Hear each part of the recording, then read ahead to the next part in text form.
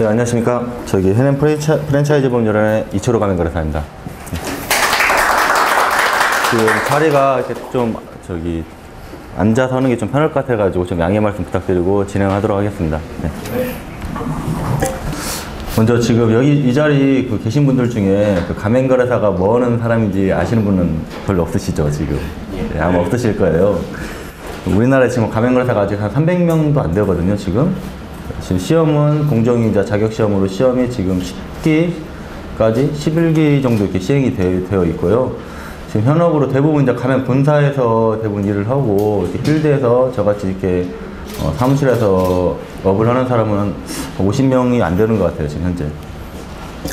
가맹거래사의 역할이 무엇이냐, 네, 저도 잘 모르겠어요. 이게 왜 만들었는지도 모르겠는데, 일단은 법에는 분쟁조정 신청을 대행하고, 그 다음에 가맹계약서, 정보공개서 등록을 대행하고, 그 다음에 가맹사업의 타당성 검토, 이런 걸 하라고 나와 있는데, 저 같은 경우는 주로 이제 점주들의 가맹 점주들을 이제 한국공정거래조정원에 조정시청을 했을 때 이를 이제 도와주는 일을 주로 하고 있습니다. 요즘 지금 가맹사업이 물론 이제 경제민주화의 이슈에 분물이 터져가지고 지금 많이 이슈가 되어 있는데, 제 생각에는 이 가맹사업에 대한 문제점이 숙련위로 부각된 것은 작년 겨울에 이명민 씨 거제 CU 편의점 자살 사건으로 인해 가지고 이게 촉매제가 되어 있다고 저는 생각하거든요. 거제에도 저도 내려가 봤었는데 점주 한 분이 정원창고 안에서 연탄불 피우고 자살했습니다. 네, 기존에 이제 일반적으로 일반인들은 프랜차이즈가 어떤 이렇게 사람의 목숨을 자살로 마감할 정도로 이렇게 본사가 주의남용 행위를 하는지에 대해서 거기에 대해서 명확히 드러난 사건이라고 보여지는데, 지금 그래가지고 여러 단체에서 지금 이 문제점을 인식을 하고 준비를 하고 있습니다. 근데 제가 진보정의당의 많은 다른 단체에 비해서 진보정의당의 역할이 굉장히 중요하다고 생각하는 게 뭐냐면은, 예전부터 이 분쟁 조정이나 이런 법적 절차를 통해 가지고 점주들의 권익을 보호하는 절차는 많이 있습니다. 그런데 먼저 분쟁 조정 절차에 대해서, 구제 절차에 대해서 간략히 설명을 해드리겠습니다.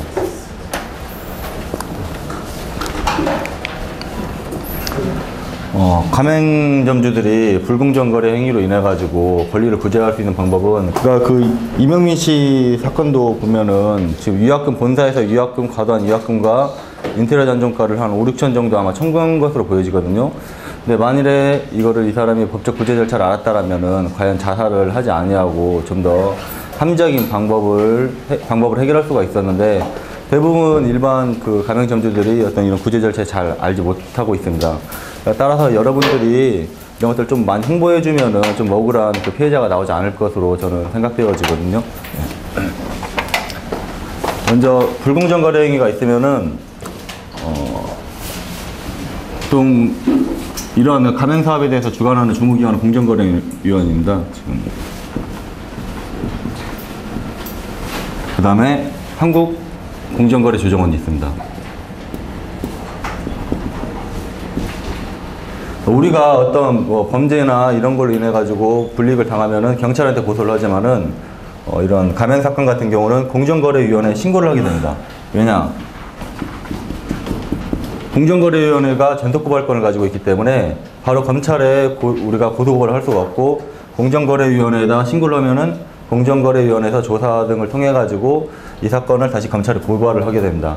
그런데 저희들이 공정거래위원회 신고를 한다 하더라도 공정거래위원회에서는 1차적으로 당사자의 어떤 조정을 통해서 해결해라 해가지고 한국공정거래조정원으로 이첩을 시킵니다, 사건을. 이첩을 시키면은 조정원에서 어차피 공정위로 신고해봤자 조정원으로 이첩이 되기 때문에 대부분 바로 공정거래조정원으로 신청을 하는 게, 분쟁조정 신청을 하는 게 시간을 절약할 수 있는 방법이겠죠. 그래서 공정거래조정원에 분쟁조정 신청을 하면은 처음에 사실관계를 조사합니다. 조사를 해서 해당 조사관이 사실관계를 조사를 해가지고 합의를 먼저 유도를 해봅니다. 여기서 합의를 해서 유도가 되면은 이 사건은 종료가 되고 공정의 조사도 면제가 됩니다.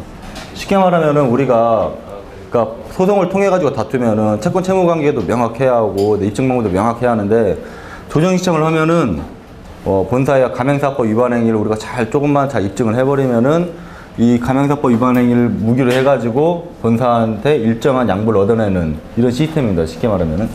가지고 근데 여기서도 조사관이 합의를 거는데 합의가 되지 않는다. 그러면은 협의회로 사건이 다시 넘어갑니다. 조정원 사내 협의회로.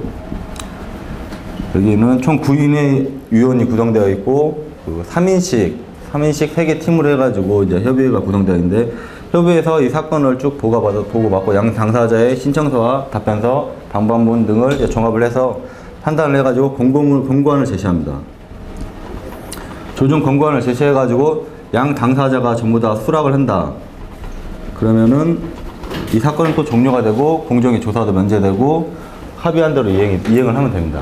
근데 둘 중에 그러니까 신청인 비신청인 둘 중에 한 명이라도 수락을 하지 않으냐면은 이 사건은 종료가 되고 다시 공정거래위원회로 이첩이 돼서 공정거래위원회 다시 조사를 통해서 이제 시정조치나 아니면은 뭐 검찰의 고발이나 이런 행정처분을 내리게 됩니다. 쉽게 말하면은 우리가 보통 뭐 돈을 얼마 빌려주는데 친구가 돈을 안 갚아요. 그러면은 어떻게 합니까? 원래는 이제 민사소송을 통해 가지고 뭐 지급명령이나 뭐 약정금화나 청구소송을 제기하는데 바로 경찰서로 가죠. 가지고 사기꾼이다 내 친구는 돈 안 갚는다. 그러면 사건이 빨리 해결이 되잖아요. 근데 이것도 마찬가지예요. 보면은 소송을 제기하는 것보다 가맹사법 위반 행위 보면은 정보공개서 미제공이나 허위과장 정보 제공 같은 경우는 실형이 있는 조항이에요. 실형이 있기 때문에 공정이나 공정거래 조정원의 조사를 통해 가지고 이대로 가면은 시정 지시를 받으니까 그냥 나랑 좋게 하자. 쉽게 말해 이런 시스템인데 이런 식으로 해서 편의점 사건 같은 경우는 유약금 조정 시청한다면 유약금이나 인터넷 잔존가 같은 경우는 많이 깎을 수가 있어요. 가맹사법 위반 행위만 명확히 우리가 입증 방법을 잘 준비를 하면. 이제 이명민 씨 같은 경우도 좀 굉장히 안타깝죠. 만약에 이런 절차를 알았으면은 그 유약금 얼마 몇 천만 원 때문에 그 젊은 나이에 생을 마감할 수 있지 않았을 텐데 그런 게 참 안타깝기 때문에 여러분들이 조금 뭐 이런 현장에서 좀 많이 홍보를 해줬으면 좋겠습니다. 근데 중요한 게 뭐냐면은 사건을 진행하다 보면은 지금 저 같은 경우는 요즘은 이제 편의점 사건을 주로 하고 있는데 그 예전에 편의점 사건을 진행하면은 저는 막 피신청인 즉 뭐 세븐일레븐이나 GS나 이런 애들한테 빌었어요 거의. 왜냐면 그때는 조정원 내에서도 그렇고 일단 대기업이고 애들이 호락호락하지가 않았어요. 왜냐면 점주의 힘이 너무 약하니까 저도 어떻게든 빌어서 조금이라도 깎아달라고 신청 유서를 작성할 때. 지금 같은 경우는 어떻게 됩니까? 전국 편의점협의회라는 단체가 있고 뭐 또 세븐일레븐 같은 경우는 뭐 네이버 카페를 해서 또 점주협의회 단체가 있기 때문에 일단 피해자가 많고 그 다음에 피해액이 크면은 공정위에서도 심각하게 볼 수밖에 없어요. 이때까지 작년까지 공정거래위원회에서 과징금 때린 적이 한 번도 없었거든요. 가맹사업법에 대해서. 근데 앞으로는 이렇게 공정거래위원회가 위원적으로 나오기는 어려워 보여요. 지금. 그러니까 지금 저 같은 경우는 이렇게 상담에 오면은 그 개별적으로 사건을 해결하는 것도 중요하지만은 그 여러분들이 정말 그 점주를 조직화 시켜가지고 그 조정도 한 명이 넣는 거하고 100명이 들어가는 거하고는 공정에서 바라본 압박감과 또 피신청인 즉 뭐 가맹 본사에서 느낀 압박감의 차이는 엄청 차이가 많이 납니다. 그래가지고 지금 뭐 서울시나 뭐 가맹거래사 협회나 그다음에 한국공정거래조정원에서도 이렇게 무료 법률 상담을 하는데 저는 이제 무료 법률 상담에 그치지 아니하고 조금 다양한 점주들 어떤 조직 활동 등을 통해 가지고 좀 더 강력하게 본사를 압박한 다음에 그 불공정한 가맹계약이나 거래 조건에 대해서 변경을 하는 게 바람직하다고 저는 생각하고 있습니다. 그다음에 우리가 아까 말씀드린 실적으로 보면은 그러니까 오히려 이렇게 정치권이나 정당에서 하는 게 굉장히 저는 바람직하다고 보여진 게 뭐냐면은 점주들이 그 본사한테 대부분 어떻게든 잘 보이려고만 해요. 끊임없이 문제 제기를 하고 이의 제기를 해야 본사가 함부로 못 하는데 어떻게 관계만 좋게 하려고 하다 보고 뭐 그런 식으로 하다 보니까 계속 뭐 쉽게 말하면 뭐 호구로 보죠. 그러면은 정말. 가맹사업법상 가맹사업법이 우리나라에만 있는 법입니다. 그러니까 미국 같은 경우는 뭐 자동차나 뭐 특정 업종에 대해서 막 이렇게 보호를 해주고 있고, 일본 같은 경우는 FC 가이드라인이라고 해가지고, 그러니까 우리로 치면 뭐 모범거래 기준 이 정도. 그러니까 법적 구속력은 없지만은 그러니까 행정청에서 그냥 가이드라인만 제시해가지고 뭐 정보공개제도나 이런 것들 운영하고 있는데, 우리나라는 굉장히 좀 가맹사업법이라는 강력한 무기가 있는데 그래도 많이 부족하죠. 그래도 이 지금 현재 있는 가맹사업법만 잘 활용을 하더라도 충분히 권리를 많이 보장받을 수가 있습니다. 가맹사업법 중에 가장 중요한 게 정보공개서. 이 정보공개서라고 이 말을 들어보신 분 혹시 계세요? 아마 없으실 거예요. 정보공개서는 이제 공정거래위원회 가맹유통과에서 열람이 가능하고요. 그 다음에 이 정보공개서가 뭐냐? 회사의 이력입니다, 이거는.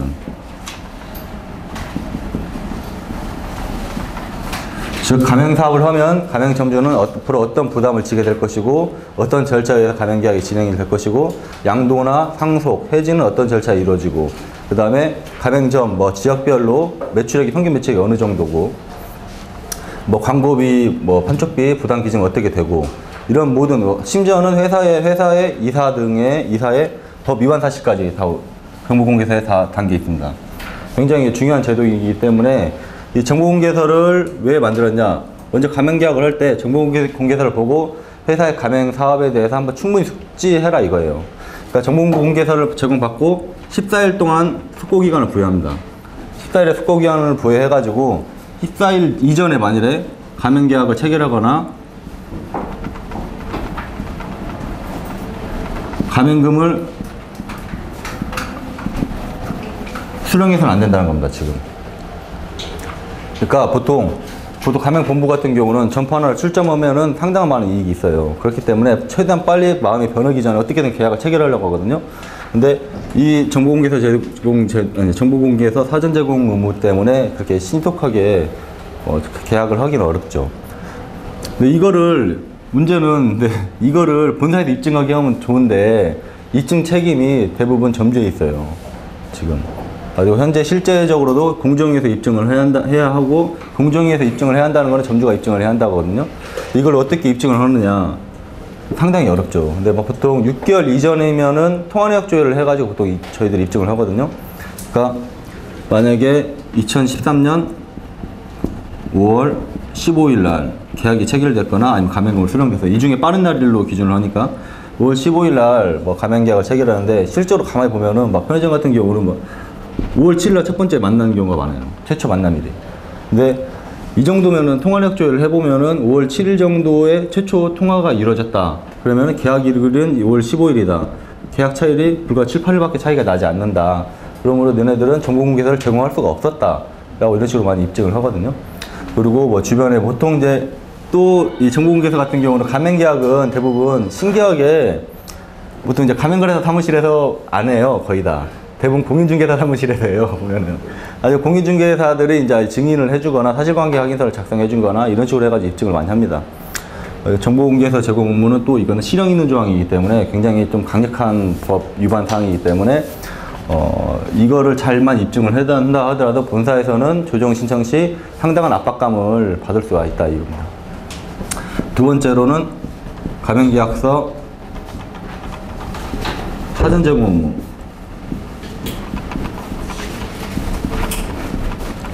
가맹계약서는 기본적으로 약관의 형태입니다. 따라서 본사에서는 이 가맹계약에 대해서 충분히 그 가맹점주에게 명시 설명 의무가 있다 보여지는데, 이제 가맹사업법은 여기에 그치지 아니하고 가맹계약서를 적어도 하루 전날, 즉 가맹계약 체결일이나 가맹금 수령일 중에 빠른 날 전날에 제공하도록 되어 있습니다.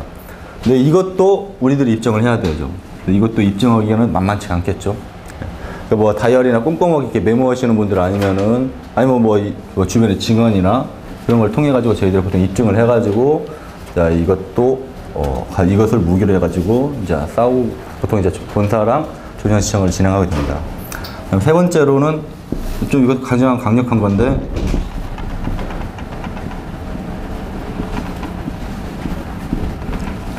허위과장 정보 제공 금지 의무입니다. 가맹사업법 구조 1항에 보면은 가맹본부는 가맹계약 체결 시에 가맹 희망자에게 허위 가장 정보를 제공하거나 중요사항을 누락해서는 되지 아니한다. 그래서 중요사항 고지 의무가 있습니다. 그러니까 주로 가맹 개발 FC라고 그러죠. 보통 개발 FC들이 처음에 가맹 희망자들한테 접근할 때는 어떻게든 계약을 체결해야 하니까 계약 체결 시에는 뭐 점주님 뭐 지금 직장생활 얼마 받습니까? 저 한 달에 한 300만 원 받아요. 그거보다 많이 나옵니다. 무조건 이거 하면은 무조건 이거 하십시오. 이렇게 계약 체결 종용을 합니다. 근데 이때 만약에 녹취를 했다 그러면은 본사에서 꼼짝없이 당할 수밖에 없죠. 이러면은 우리가 확실히 주도권을 가질 수가 있는데 대부분 계약 체결 당시에 녹취를 대부분 안 해요. 가맹 희망자들이. 그러면 어떻게 하느냐? 나중에라도 따야죠. 나중에라도 그 가맹 본사 직원이랑 전화해가지고 당신 그때 뭐라고 말했냐? 매출 나 장사 너무 안 되는데 매출 얼마 나온다고 하지 않았느냐? 그렇게라도 따면은 어떻게든 우길 수는 있어요. 그 다음에 중요사항 고지 의무 같은 경우도 이거는 그나마 좀 입증하기 쉬운데. 예를 들어서 제가 했던 사건 중에 이런 게 있습니다.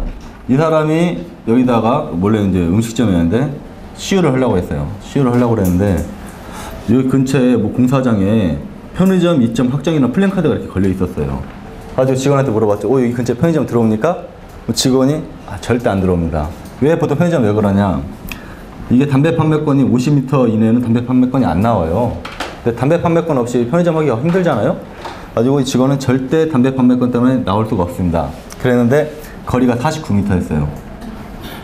여기서 거리가 도보로 49m였어요. 근데 이 문이 여기 있잖아요. 근데 이 문을 없애고 이렇게 울타리를 쳐가지고 문을 여기다 만들어놨어요. 이렇게 재보니까 51m야. 가지고 GS 서동대로점이 들어와 버린 거예요. 근데 이 사람은 분명히 물어봤는데 이 중요 사항인데 이 사람은 이 개발자는 나중에 알고 보니까 여기에 대해서 사실적인 기본적인 사실관계조차 조사하지 아니하고 그냥 자기 생각을 말해서 이 사람은 그 말만 믿고 했다가 당했죠. 만일에 이게 소송으로 간다. 소송으로 가면은 이기 힘들어요. 이런 것들은 판사가 그냥 면박을 줄 거예요. 점주님은 초등학생입니까? 아니 이런 것도 하나 판단 못하고 장사한다고 그러십니까? 소송 가면 굉장히 안 좋아요. 근데 이제 공정위로 가면은 공정위는 뭐가 있냐면은 하도 이 점주들이 모든 똑같은 말만 하니까 조사관들도 진짜 좀 어느 정도 예단이 가지고 있어요. 근데 아직 법관들은 그 정도까지 아닌 것 같아요. 좀 이런 것들 허위과정 정보 제공이나 중요사항 고지 의무 같은 경우는 이것도 실형 있는 조항이거든요. 근데 허위과정 정보 제공은 또 괜찮은 조항이 하나 있어요. 저 써먹기 좋은 게 그게 뭐냐? 예상 매출액을 서면 제공 의무입니다. 자, 아까 저기 점주님 300만 원 나옵니다. 이 가게. 이렇게 말하면은 이거는 위법입니다. 구조 2항 위반입니다. 왜냐? 예상 매출액을 제공할 때에는 구두로는 제공하면 안 돼요. 무조건 서면으로만 제공해야 돼요. 왜 이런 조항을 놔뒀느냐? 예상 매출액을 제공할 때 서면으로 제공해야 나중에 훗날 입증할 수가 있잖아요. 저희들이. 그래가지고 예상 매출액 같은 경우는 반드시 서면으로만 제공해라. 그러니까 그 계약 체결 당시에 예상 매출액 구두로 말한 것만 있어도 굉장히 이거는 사건을 우리가 유력에 끌고 갈 수가 있죠.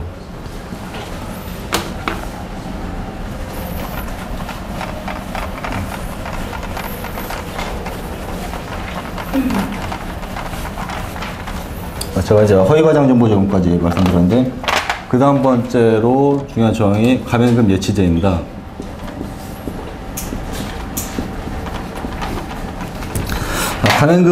가맹금이라 하면은 보통 그냥 이렇게 생각하시면 됩니다. 보통 가맹금은 종류가 여러 가지가 있는데 가입비 등 보통 저희는 개시지급금이라고 합니다. 계약이행 보증금 있고 그 다음에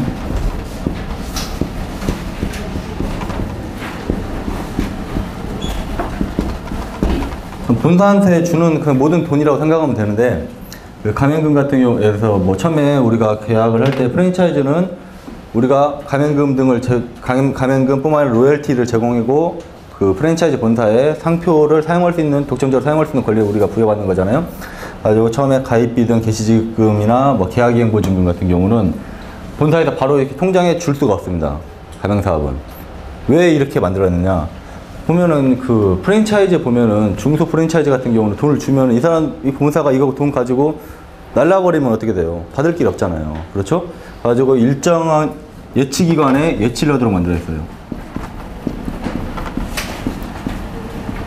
즉 가맹 본사의 그 계좌로 하는 게 아니라 국민은행이나 뭐 어떤 지금 예치 연물 하는 그 은행에게 2개월 동안 예치를 해야 돼요. 그리고 이 가맹점주가 오픈을 하면은 그때 이제 찾아갈 수 있도록 이런 시스템을 만들어 놨습니다. 가지고 가맹금 본사에서는 가맹금을 그런 본사에서는 바로 돈을 찾아가야 사업을 하는데 이 돈을 못 찾아가니까 어떻게 하느냐, 보통 가지고 보증금을 끊어요. 점주들한테 보증금을 끊어가지고 본사와 보증보험 회사를 계약자로고 점주를 피보험자로 하는 보증보험을 보통 끊어드립니다. 아주 이런 것도 보통 이제 조금 뭐 큰 대기업들은 많이 지키는데 솔직히 일반 중소 프랜차이즈는 이걸 잘 몰라요. 가맹금 예치제에 대해서. 그렇기 때문에 뭐 입증할 게 전혀 없다. 그러면 이제 이걸 가지고 가죠. 이건 대부분 위반을 하니까 이런 것들. 맞아, 조정원에 가가지고 법 위반해서 니네 이거 시정조치 받을래? 아니면은 나한테 얼마 주고 합의할래? 이런 식으로 이제 사건을 마무리한다는 겁니다. 쉽게 말하면. 그 다음에 우리가 가맹사법 보면 12조에 보면은 이제 불공정 거래 행위 특별하게 규정하고 있는데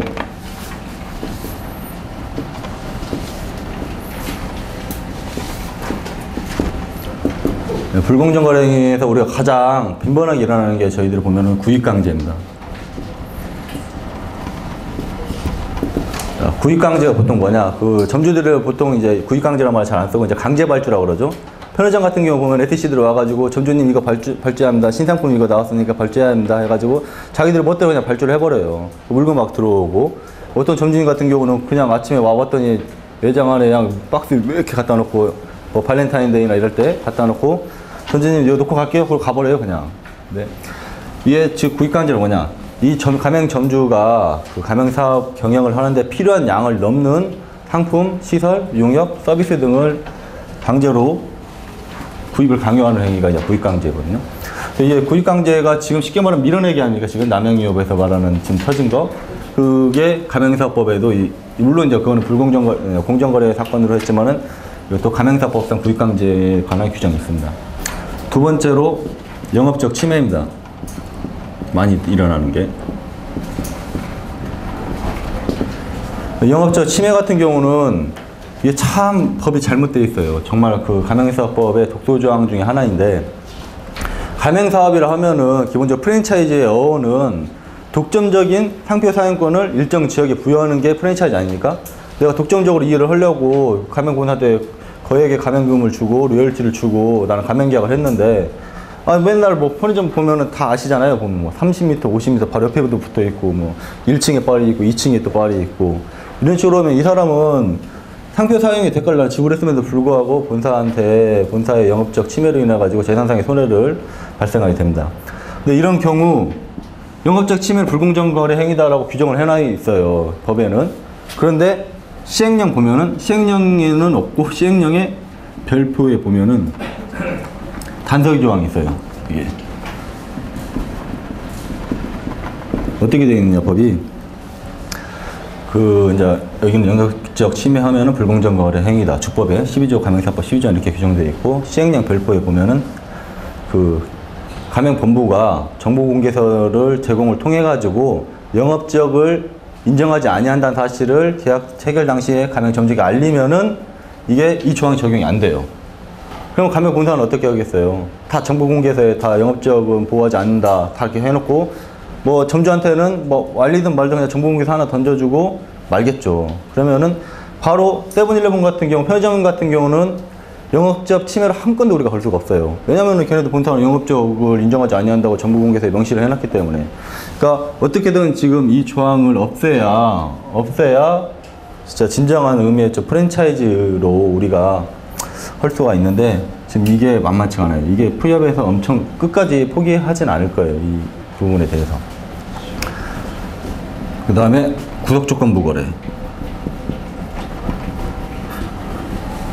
구독조건부 거래는 뭐냐? 내가 물건을 장사를 할 때 뭐 상품 판매를 제한하거나 그 다음에 뭐 거래 상대방을 제한하거나 이런 것들을 이제 규율을 하고 있습니다. 구독정보 거래. 근데 이것도 다 단서 조항이 있어요. 가지고 상표권을 보호하고 상품 서비스의 동일성을 유지하기 위한 것은 허용을 해줍니다. 즉 뭘 말하느냐, 우리 롯데리아 사건 같은 경우 보면은 대법원까지 갔는데, 롯데리아 보면은 뭐 냉장고, 뭐 그다음에 뭐 기계 설비들 이런 거는 본사에서 요청한 대로 다 사라고 하는 거는 판사가 구독조건부 거래 아니라고 봤어요. 근데 심지어는 빨대, 주방 세제 이런 것도 본사에서 사라는 대로 샀거든요, 그 당시에는. 근데 이거는 솔직히 상표권하고 전혀 상관이 없는 거잖아요. 그죠? 그 다음에 상품의 동일성하고 상관이 없는 거고. 이거 딴 데서 산다고 해서 햄버거 맛이 달라지는 것은 아니잖아요. 그렇죠? 이 기준으로 판단을 합니다. 즉, 그러니까 어느 정도의 그 프랜차이즈는 기본적으로 합법적으로 통제를 할 수 있게 만들기 때문에, 즉 상표권을 보호하고 상품의 동일성을 유지하기 위해서 통제권을 합법화시켰기 때문에 이런 구독조건부에서 어느 정도 허용을 해주는데, 여러분들이 봤을 때 이거 뭐 빨대, 세제 이거 본사에서 사게 하는 거는 이거는 조금 좀 아니다 싶지 않습니까? 이런 것들은 이제 구독조건부 거래에서 해서 이제 불공정 거래 행위로 이제 시정유치를 받을 수 있는 사안들입니다. 이런 것들. 뭐 예를 들어서 또 이런 것도 있어요. 그 편의점 같은 경우는 담배권이, 아까도 말씀드렸지만 담배권이 굉장히 중요해요. 근데 이 사람이 A점포에 편의점을 하려고 그랬는데 담배권이 안 나와요. 바로 옆에 B점포가 한 30m 옆에 있어가지고 담배권이 안 나와요. 그러면은 기존에 이 사람은 원래 핸드폰 가게를 하고 있었는데 담배권을 가지고 있었어요, 공교롭게. 그러면은 이 사람과 같이 공동 경영을 해가지고 이렇게 담배권을 얻어가지고 가맹사업을 하는데, 이런 거는 이제 경영의 간섭이라고 해가지고 이제 불공정 거래 행위로 볼 수가 있죠, 이런 것들도. 자, 지금까지 이제 가맹사업법 주요 내용에 대해서 잠깐 설명을 드렸습니다.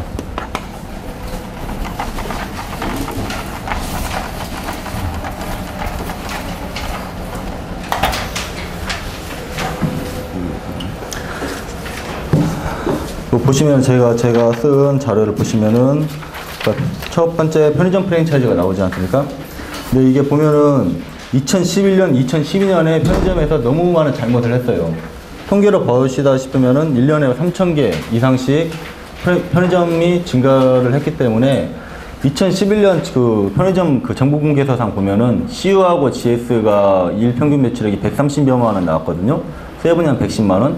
지금 그렇게 나오는 그 일매출이 그 정도 나오는 편의점 거의 없습니다, 지금은. 왜냐면은 거의 뭐 1년에 3,000개 이상씩 늘어났기 때문에 더 이상 뭐 이제 박을 데도 없고. 그래서 이제 지금 공정위에서도 봤을 때, 아, 이거 좀 심각하구나. 그래가지고 지금 모범거래 기준도 발표를 하고 그랬는데, 앞으로도 더 많이 변해야죠. 편의점에서 가장 문제가 되는 게 뭐냐면, 예전에 가맹사업법이 만들어졌을 때, 편의점은 수많은 그 투하 자본을, 그러니까 프랜차이즈는 많은 자본을 내가 투하를 해가지고 사업을 하는 거기 때문에 계약 기간을 어떻게든 길게 유지하는 데 가맹사업이 초점이 되어 있었어요. 즉, 그래가지고 가맹사업법을 보면은 가맹 본사가 해지를 쉽게 못하게 만들어 놨어요. 본사가 해지를 못하게. 점주는 최대한 계약을 길게 끌고 갈 수 있게. 그래서 가맹사업법상 가맹계약은 10년은 충분히 할 수가 있거든요. 최소 10년은. 그런데 이러다 보니까 어떤 문제가 발생하느냐. 편의점은 계약을 해지할 때 위약금을 내야 돼요. 그리고 인테리어 잔존가를 다 배상을 해야 돼요. 탈퇴가 너무 어려워요. 가맹사업법 여기에 대해서 침묵하고 있어요. 여기에 대해서 보호할 수 있는 규정이 하나도 없어요. 지금 개정안에서도 저는 좀 가장 문제되는 게 가맹자 출구 전략이 너무 없다. 탈퇴할 수 있게 만들 수 있는 전략이 너무 없다.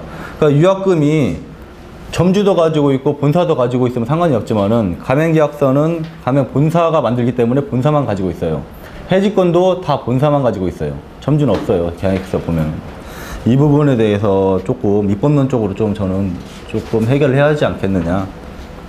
근데 해지권이 없으면 어떻게 하느냐. 그래도 위약금이랑 인테리어 잔존가 내고 해지할 수는 없잖아요. 그러니까 어떤 방법을 저희들은 쓰느냐. 아까 말씀하신 대로 가맹사업법 위반 행위를 가지고 나는 솔직히 해지권이 없지만은 해지한다고 우기는 거예요. 그러니까 약정해지, 가맹사업법 위반이라고 계약 해지권이 생기는 건 아닙니다.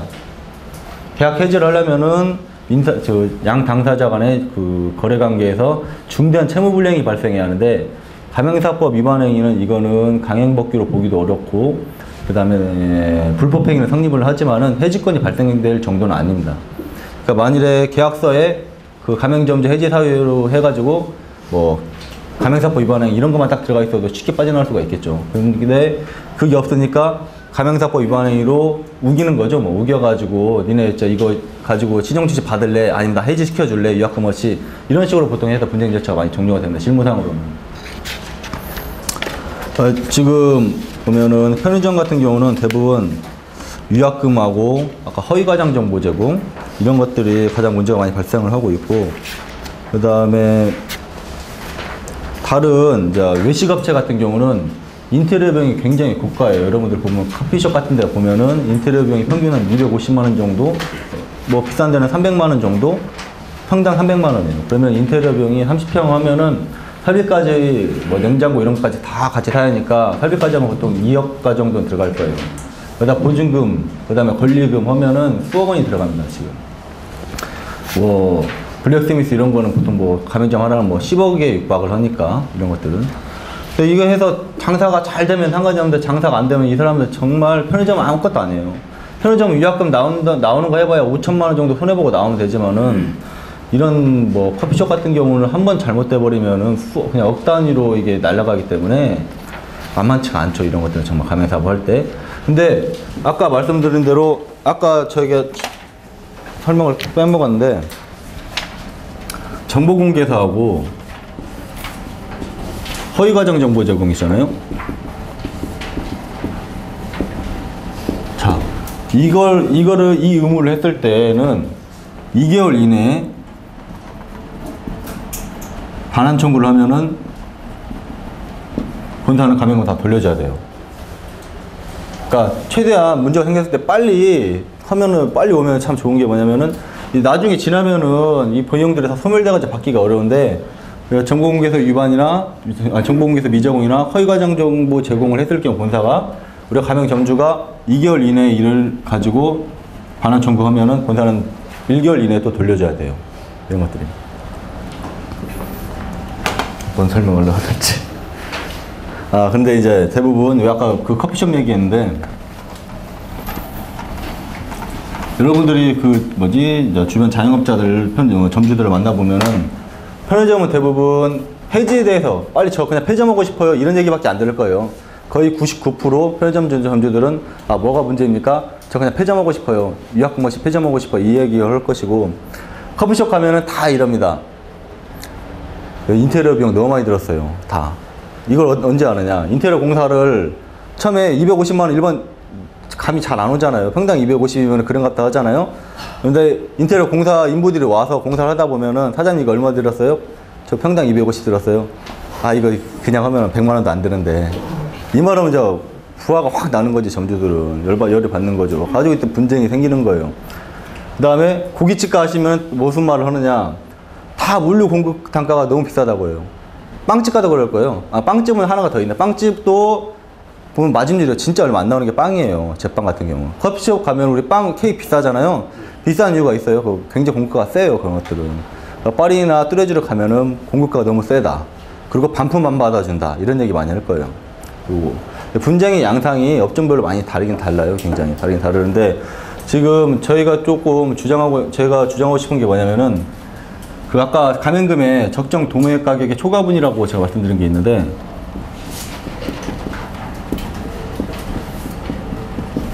자, 인테리어 공사가 이 사람 평당 250에 했습니다.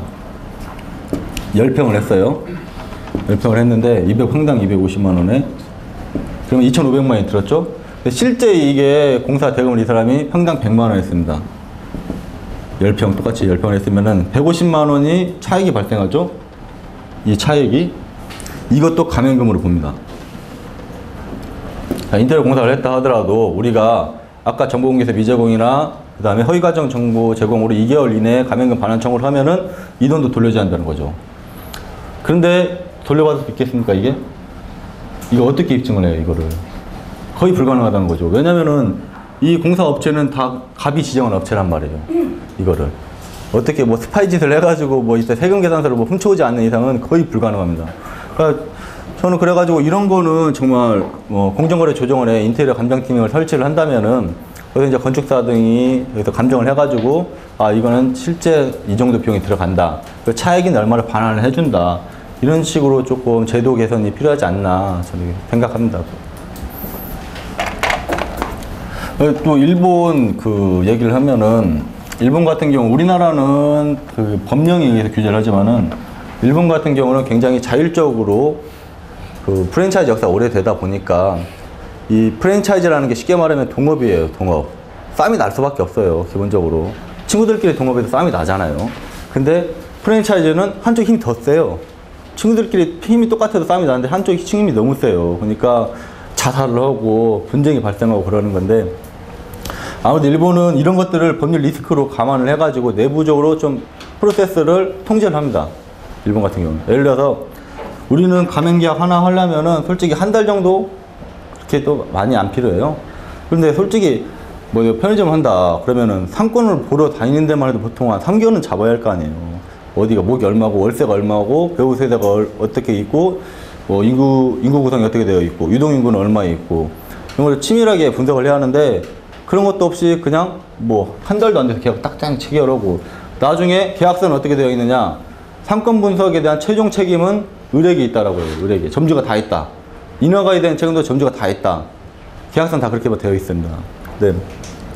일본 같은 경우는 가맹계약을 한 번 하려고 하면은 1차적으로 선배들이 먼저 와서 잠을 해줘요. 그리고 면접도 봐요. 면접도 보고 그 다음에 2차 또 선배가 또 와서 또 그 인근 점포 와서 면접을 보고 체험도 해요. 또 체험을 하고 자기가 직접 다른 편의점 가가지고 이제 뭐 핫도그도 튀겨보고 물건 포스도 찍어보고 그 다음에 교육을 받고 와가지고 그 다음에 계약서를 그때부터 쓰기 시작합니다. 근데 우리는 안 그렇죠. 일단 처음에 만나면은 사장님 여기 다른 사람이 지금 계약하려고 해요. 일단 300만 원 빨리 입금하세요. 가맹계약 가계약서죠. 뭐 그거 쓰라고 해서 300만 원 일단 받아요. 받아가지고 일단 300만 원 이제 아까서라도 계약을 해야 돼 이 사람은. 그리고 일주일도 안 돼가지고 가맹계약을 체결해 버립니다. 그리고 정보공개에서 가맹계약서 제공 안 하죠. 안 하고 왜냐면은 10달 또 기다리는 정보공개에서 제공 오면 확인서를 받아갑니다. 도장만 찍으세요. 확인서를 받아가가지고 날짜를 맞춰놓습니다. 10달 이전에 제공했다라고 날짜를 맞춰놓고 그러니까 서명만 쓰고 날짜는 비워놔요. 이렇게만 해도 양반인데 어제 보면은 어제 세븐 법무팀에서 하나 날라온 거 보니까 확인서를 위조를 했어요. 근데 우리가 뭐 나를 뭐 완전 바보로 생각했는지 그걸 자기들이 위조를 했더라고요. 그 점주 글씨가 아니라 자기들 법무팀 누군가 썼겠죠. 써가지고 내고 어떤 사람은 어떤 데는 도장도 그냥 자기들 찍어버려요. 도장 대보니까 안 맞아요. 1mm 차이가 나더라고요. 다 이런 거를 그냥 서슴치로 별 개의치 않더라고요. 그리고 왜냐 이거 가지고 경찰서 가봐야 이제 사문서 위조 내지 뭐 동행사죄로 우리가 이제 고소고발을 해봐야 경찰에서는 그러죠. 이거 정보공개에서 제공 확인서라고 그러는데 경찰은 수사관은 정보공개서가 뭐예요? 물어보고 이거 안 하면은 이거 큰일 나는 거예요? 손해보는 게 있어요? 중요하게 안 봅니다. 안 보니까 또 본사에서도 이런 거를 서슴지 않게 개의치 않고 하는 것 같아요. 지금 보면.